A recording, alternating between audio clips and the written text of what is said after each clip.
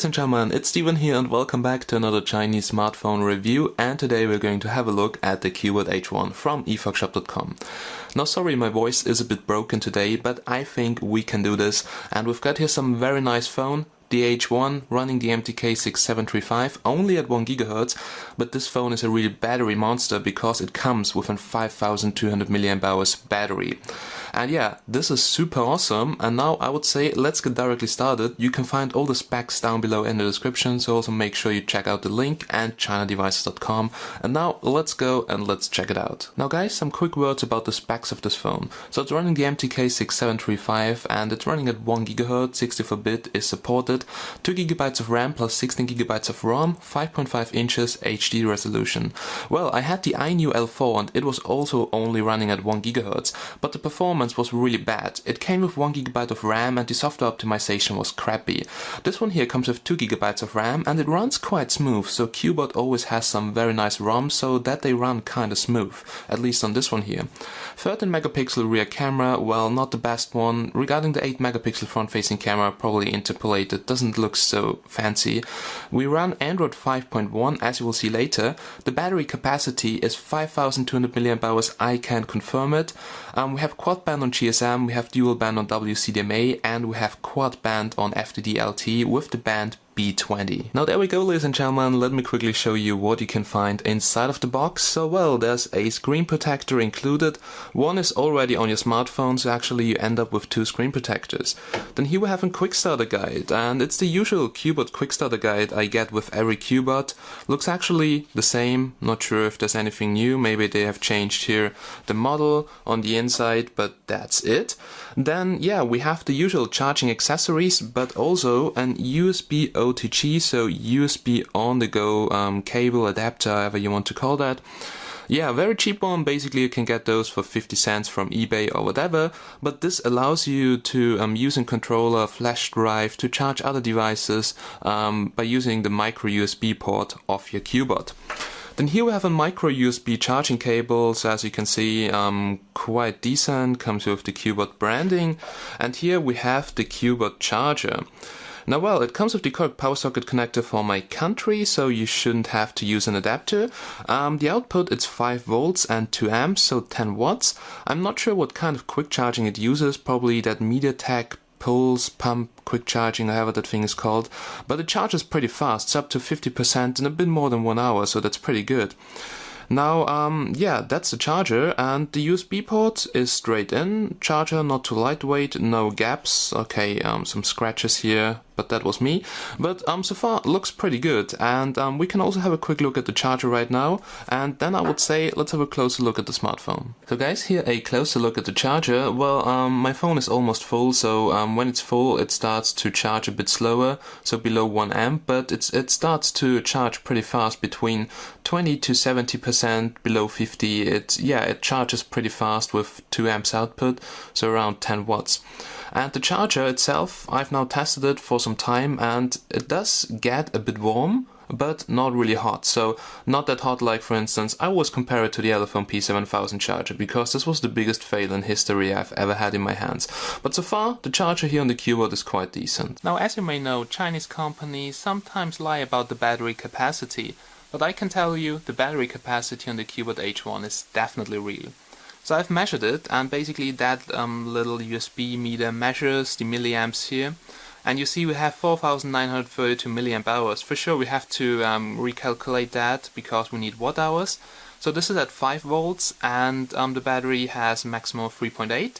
So if you just take that value, multiply it by 5, divide through 3.8, and then you say the efficiency, let's say on the charging circuit it's 80%, then you end up with 5190. So this is almost exactly the capacity of the battery. For sure the calculation is not too accurate, but it tells us that the battery is somehow in this level, And yeah, Cubot, nice job, so thanks for a real battery, and this is super awesome. Well guys, OTG is also working like a charm, so I have here the Elephone P6000 Plus, and yeah, as you can see I'm connected here with the white cable and the OTG adapter to the Cubot, and it says here connect as media device. I can connect the flash drive, it's charging the other device, so you can use it as a power bank, you can connect flash drives, and OTG is working perfectly nice on the Cubot H1. Righty right guys, so here's the smartphone. Now let me give you a quick overview and show you all the details. First of all, this phone is very heavy, it weighs 198 grams with the battery, so that's really a lot for a 5.5-inch phone, but still, for that battery capacity it's quite handy in my opinion. Now here you can see the screen and 5.5 inches HD resolution, so far I'm really happy with the display, nice colors, viewing angles are also quite okay, and the bezels, they are not too thick, so there's not a massive black bar around the display, so I would say 3mm on each side, and yeah, that's pretty okay for me. Now at the bottom we have capacitive touch buttons like menu button, we have also a home button and a back button, and they light up really nice, so very strong, and that's something I like. I just like buttons of backlight, and here they look very good. At the top, right top corner, we have a notification LED. It only lights up in blue. Then we have here the front facing camera. Well, regarding the 8 megapixels, not really sure, but you can check out the pictures on my computer, so on ChinaDevices.com actually. In the middle we have the speaker, and the earpiece quality is really okay, nothing to worry about, and left from that we have light and proximity sensor. Okay, yeah, round edges looks pretty good actually, so far that's the front side. Now if you have a look at the back side, then you can see it has here some kind of pattern, but feels okay. Now the materials, they're also quite okay. I wish this phone would come with more metal, so we have a plastic frame with some metal parts, but it's not in full metal frame. I mean, it would make the phone really heavier, but it would also, yeah, make it feel a bit better. We have here the Cubot logo at the bottom, then here also the speaker grid, but the speaker is way smaller than the grid here. At the top we have the rear camera and the LED flash. Alright, back cover is removable, as I've said before. Then I can show you here the thickness. So regarding the thickness, I've just measured it before. It's around 1 centimeter with the camera, so 9.8 millimeters or something like that. And you can see that we have here a plastic frame, but we have here some metal parts, especially around the buttons here, and that gives it a pretty good feeling. Also looks nice, but I wish it would be just a normal metal frame, maybe, yeah, it's a little bit more robust than on the Elephone P7000, but so far I like it.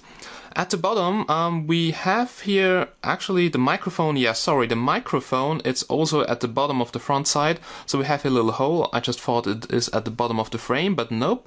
Here at the bottom of the frame, there's actually nothing. At the top of the frame, we have the micro USB port to charge it or to connect it to the computer. An IR blaster, which is working really nice. So it works with my Toshiba TV. I'm using the Peel remote. And we have here the 3.5mm headphone jack.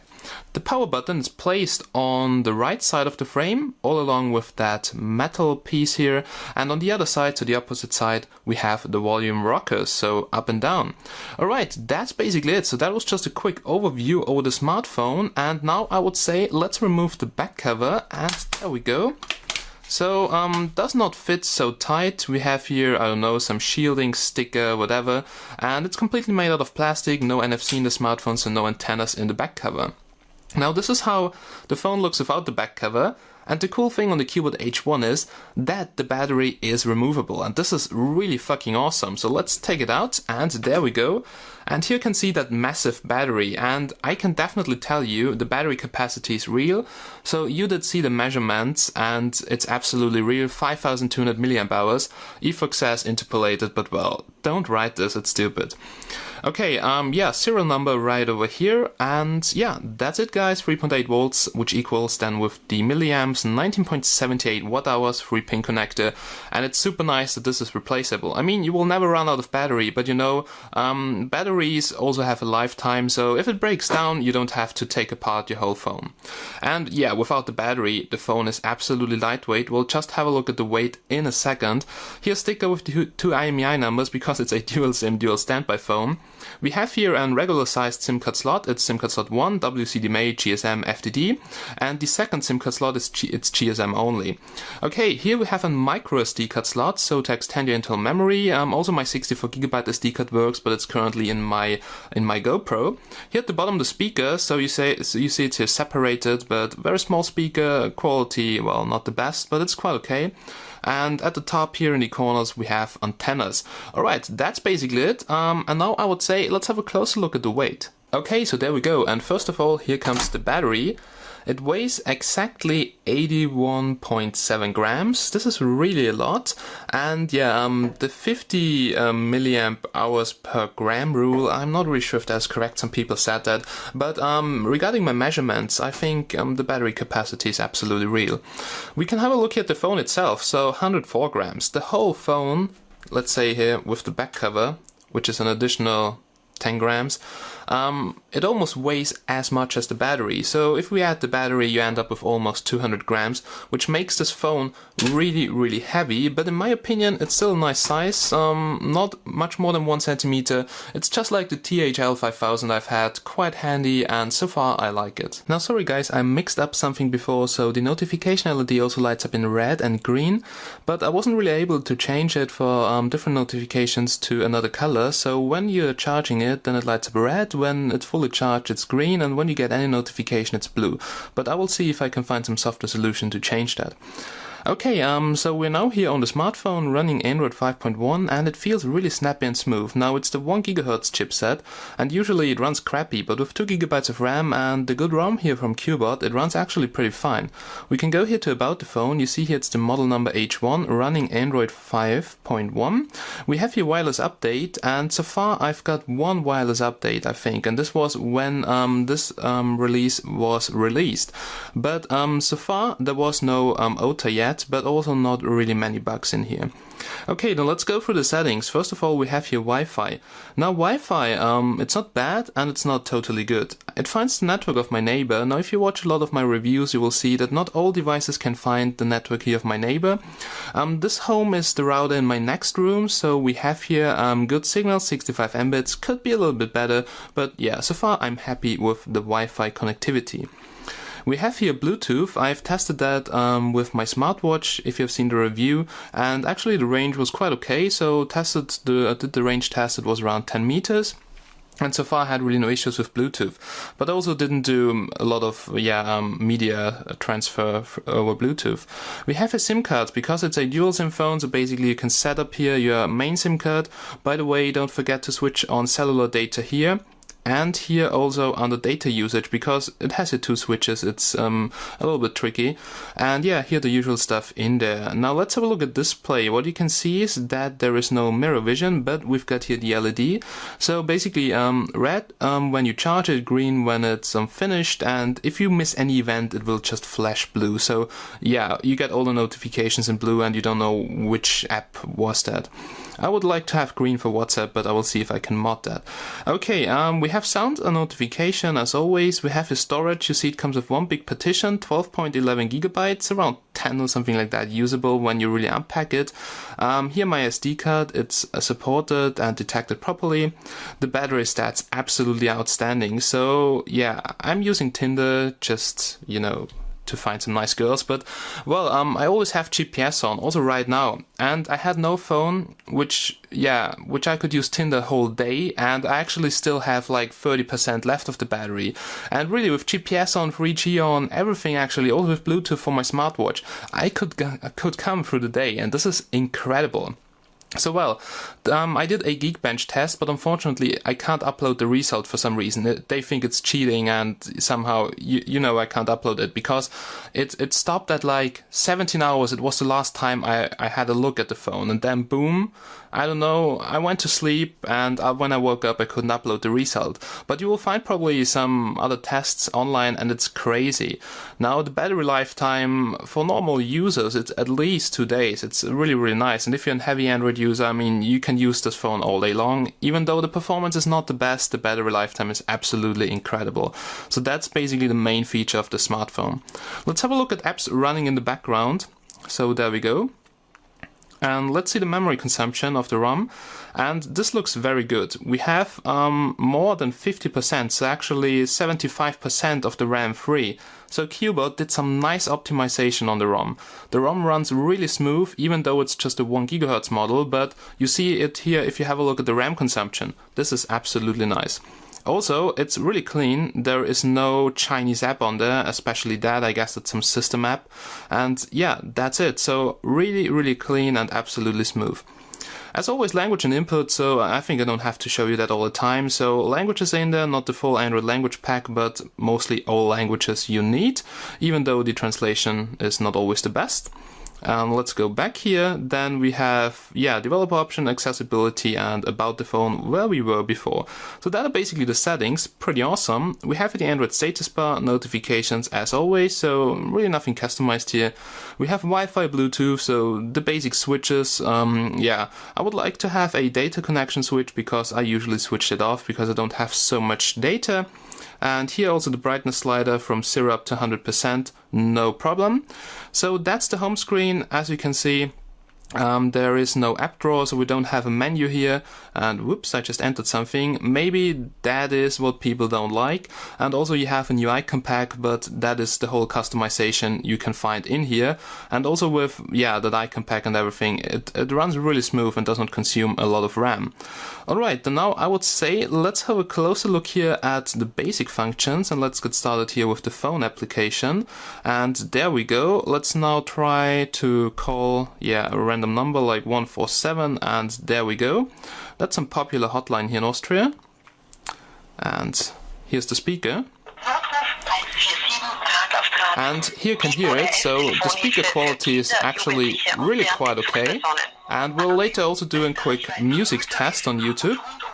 And you see sensors are working, shots of the display, so light and proximity sensor working without a charm. Also the calibration here regarding the distance is quite good.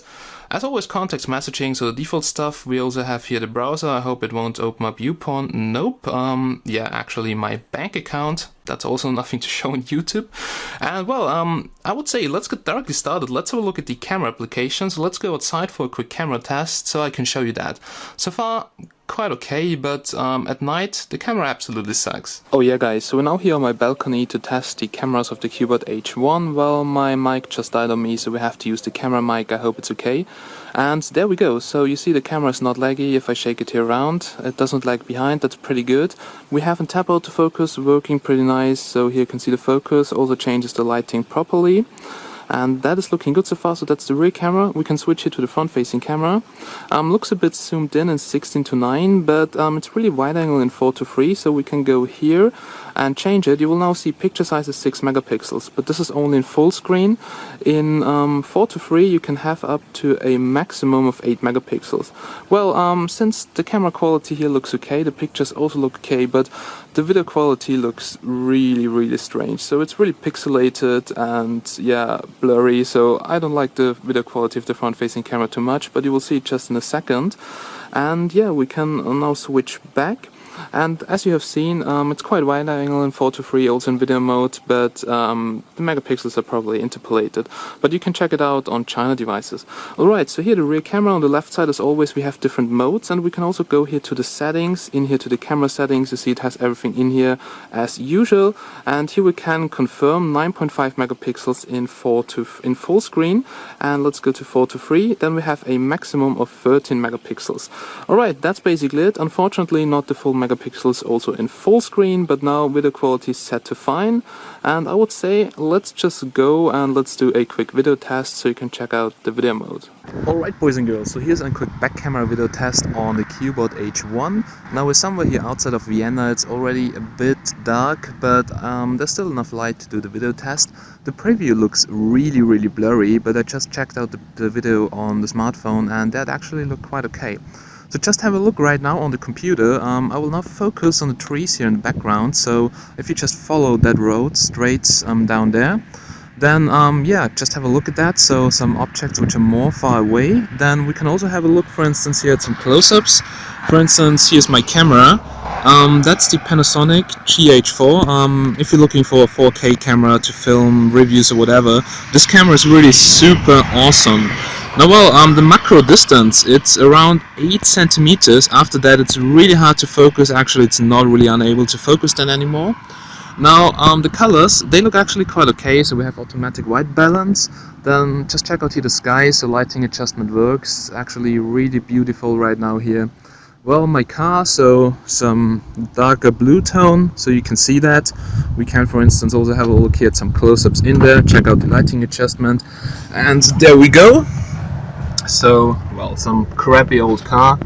And there we go. So macros look actually pretty good. And so far I'm happy with it. Lens looks also good, but you know, video quality always depends on what you like. I would rate it with average, something like that. For the price, okay, but not really too fancy.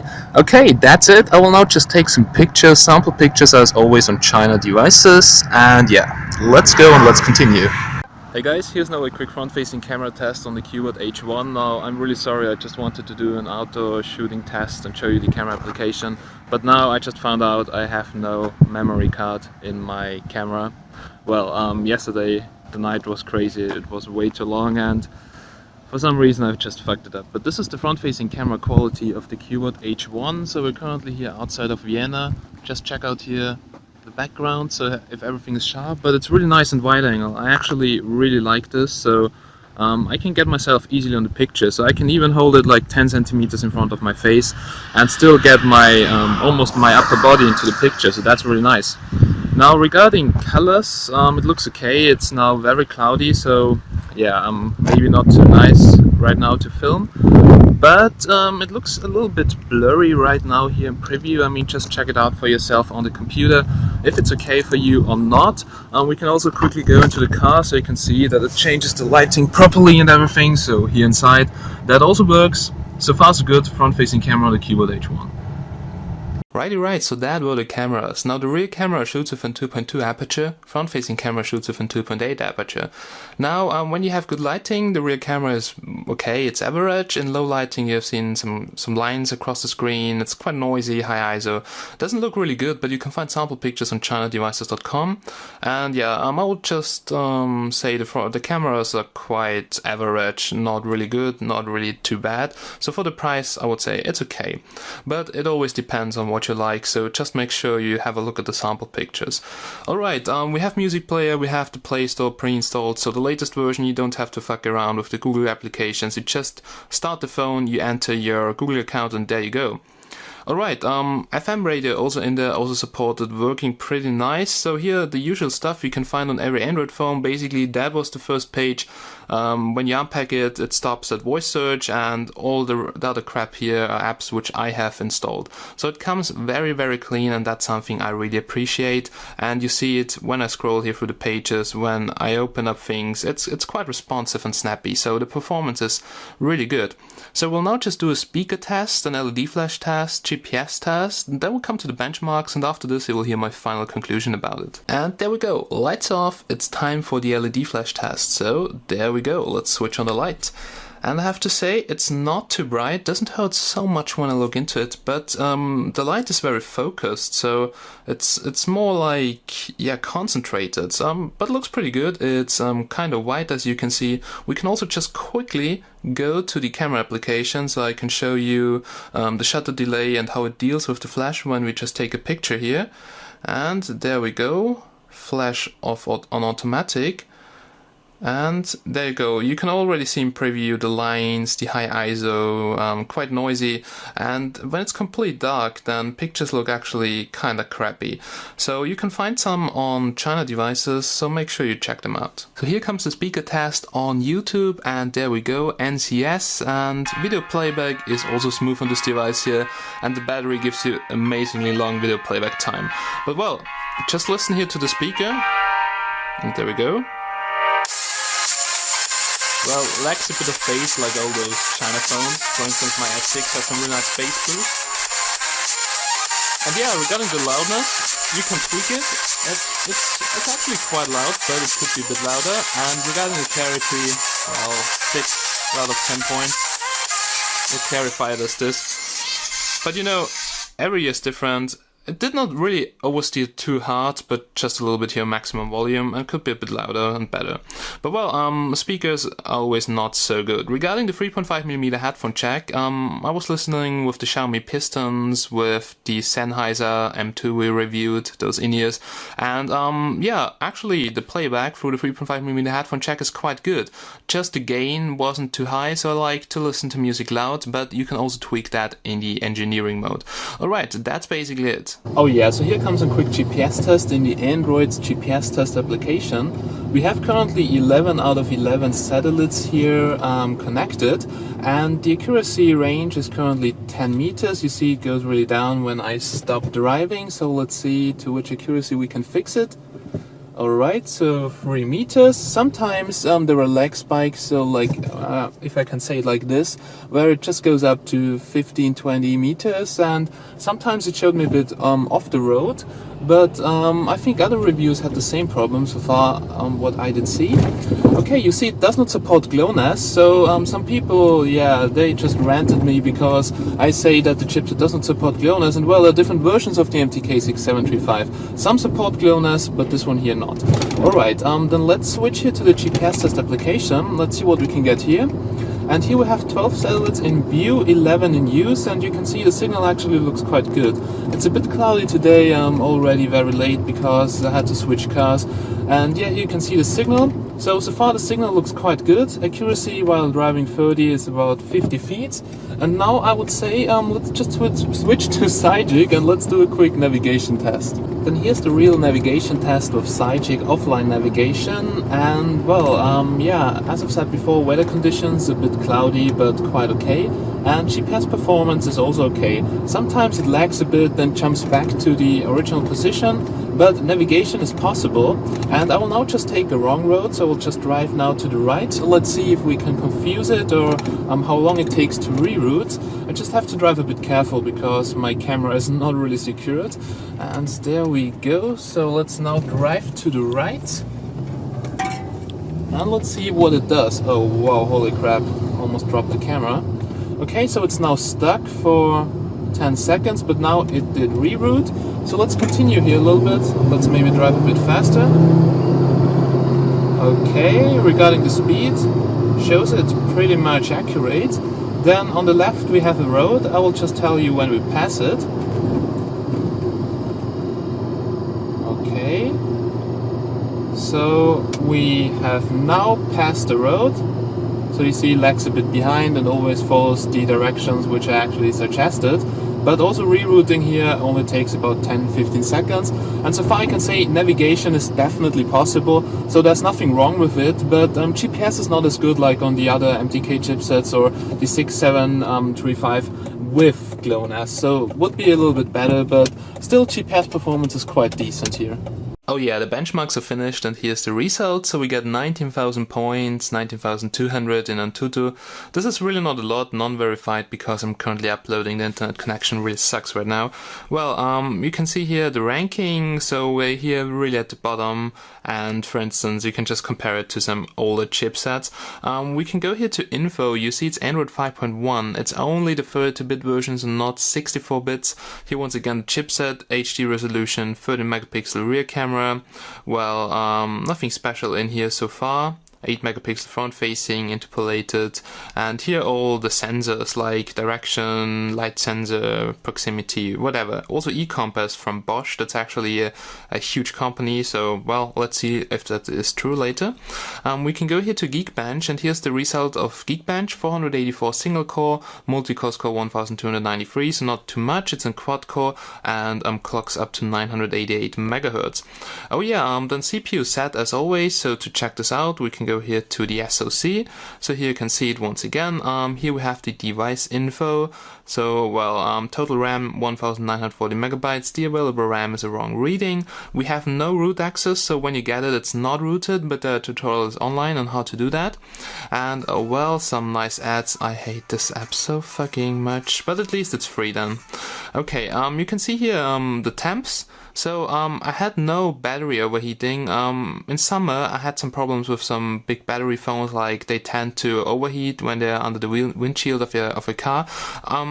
I couldn't test it because it's not so hot here right now. But yeah, just keep in mind that it could probably get a bit hot when you use it in summer. Okay, light and proximity sensor seems to work. Not sure about the light sensor. Yes, it works. And yeah, we also have a magnetic field sensor which outputs values, so that looks good so far. Okay, then let's go out here of CPU set, and maybe let's have a look here at the next page. Oh, sorry. Oh my goodness. And here on the next page we have the sensor box. And well, there we go. So we have all the basic sensors, but we have also the magnetic sensor, and there we go. So that looks really good, and I did also put it in front of my computer and it was just showing 200 microtesla. So the readings here, I guess that sensor is working, and also Bosch sensors, so that's pretty nice. We have here the stage fright detector. I can show you the test, so it just takes a couple of seconds, and you see it's vulnerable to stage fright. So the CV 2015-3864. So probably they could improve it just for security reasons. And yeah, that are basically the benchmarks. I would say I will now do a quick speed test. You will just see it in the video, and also a quick gaming test. So just stay tuned for more. Here's also the speed test result. We get a ping of 27, which is very good. 17.15 megabits on 3G, and also upload around 3 megabytes on 3G. So that's actually a little bit away from the limit, but still quite good. And I've seen screenshots on 4G, which I can't test unfortunately because I don't have a contract, but 80 Mbits. So I will leave you a link down below in the description on China devices. And last but not least, multi-touch test, and it's a 5-point capacitive touchscreen, so the whole screen working, no ghost touches, and that is looking very good so far. Then now let's continue with the gaming test. Now here, as always, a quick gaming test. Here, for instance, Modern Combat, and this is just to show you that real 3D games like Modern Combat are playable, but just have a look here at the FPS, and if there are more enemies, you have some really huge FPS drops. Just wait when he opens up the door, it will probably lag a bit. And boom, there we go. So really hard to play if there are more enemies and you really move around quickly. So for normal 3D games and casual 2D games, it's really absolutely no problem. But if you're into heavy gaming, then this device is the wrong device for you. Yeah, you can play games, Real Racing 3 also works, but it's not such a good experience. Now regarding the overall performance, so there is some slight amount of input lag, but it's almost not noticeable. And yeah, so far the performance is okay if you're a casual user, but if you're a power user and you like to game a lot, then this chipset is a little bit too slow. Oh yeah, we're now here at the end of this review, and here comes my final conclusion about the Cubot H1. First of all, I like the design, even though it feels a bit cheap in my hands, but so far I like it because it's not too thick, too heavy. It just feels like, it feels even smaller than the Yukitel, but has an amazing battery of 5200 mAh. Even though plastic all the way, a bit metal, so not the best design or materials. The battery is absolutely great. So I told you about my my results I got, and the battery lifetime is just incredible. 2 days.